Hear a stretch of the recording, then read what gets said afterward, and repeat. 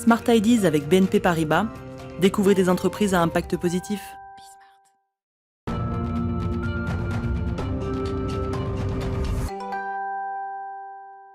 Smart Ideas et la bonne idée du jour est signée Sylvain Attès qui est avec nous en visioconférence. Bonjour Sylvain Attès, vous êtes l'inventeur du jeu Terrabilis lancé en avril 2011. Racontez-nous comment l'idée vous est venue, comment l'idée a germé. Bonjour Thomas. Écoutez, l'idée a germé il y a longtemps puisque c'était en 2007. J'étais déjà consultant, formateur en développement durable depuis quelques années et je m'étais rendu compte que quand on se déplaçait sur les salons, les événements qui parlaient de développement durable, en fait on n'était qu'avec des gens qui étaient déjà convaincus. On parle déjà d'il y a quelque chose qui a presque 15 ans maintenant. Et donc je me suis dit, qu'est-ce qui pourrait être malin comme solution à inventer pour permettre de faire rentrer ce sujet de l'écologie finalement au sein de tous les foyers. Et je me suis dit qu'en fait finalement l'idée d'un jeu serait peut-être le meilleur cheval de Troie pour aller conquérir les cœurs et les imaginaires autour de cette nécessité de repenser nos sociétés avec de la durabilité. Oui, alors ce que j'entends, c'est que vous avez l'idée en 2007, le jeu sort en 2011, donc déjà c'est un assez long processus de créer, d'imaginer un jeu de société.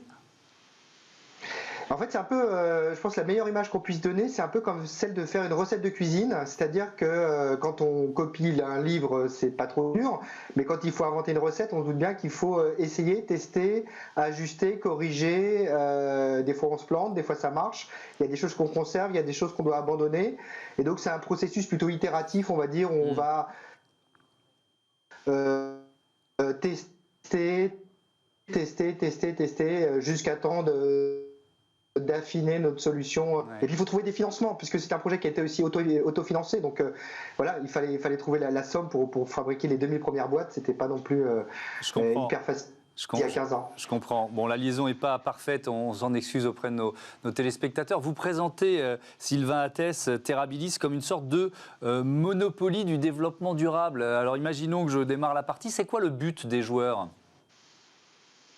Alors le but du jeu, c'est de développer son pays. Donc on est à la tête de son pays, on est un chef d'État, une chef d'État, et on a carte blanche pour le développer. Et donc pour le développer, ça va être assez simple. Je vais évoluer sur un parcours, donc en ça rappelle le Monopoly.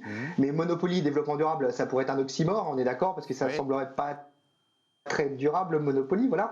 Donc c'est Monopoly dans le format. C'est un jeu de plateau où on utilise des dés pour se déplacer dans un parcours.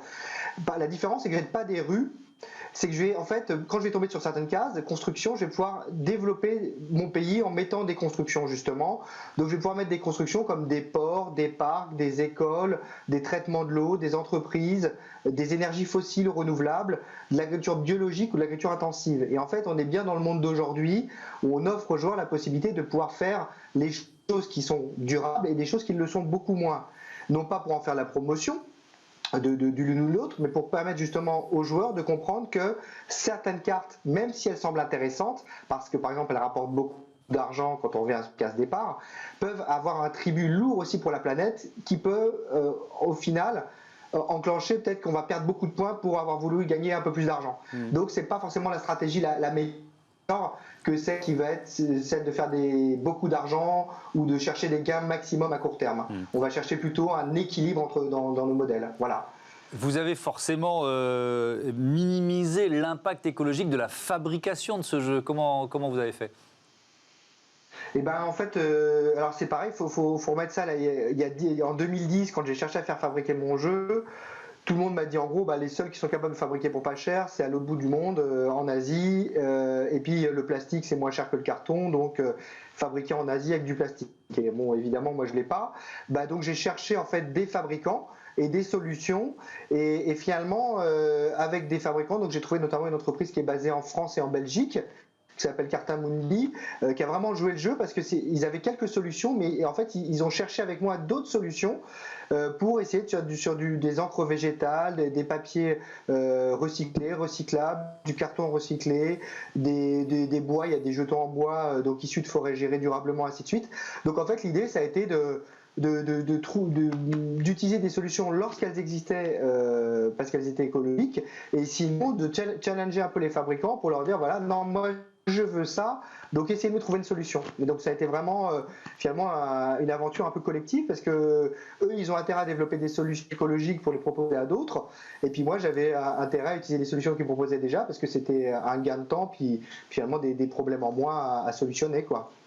Merci Sylvain Attès. Je suis convaincu, comme vous, que le ludique est le meilleur moyen pour changer les mentalités plus que le coercitif ou le culpabilisant. Bon vent à votre jeu Terrabilis. Voilà, c'est la fin de ce Smart Impact. Merci encore de votre fidélité. Vous pouvez nous retrouver tous les jours H24 sur bismart.fr ou alors sur les box, c'est 9h, midi, 20h30 pour les 3 diffusions sur Bismart, la chaîne des audacieuses et des audacieux.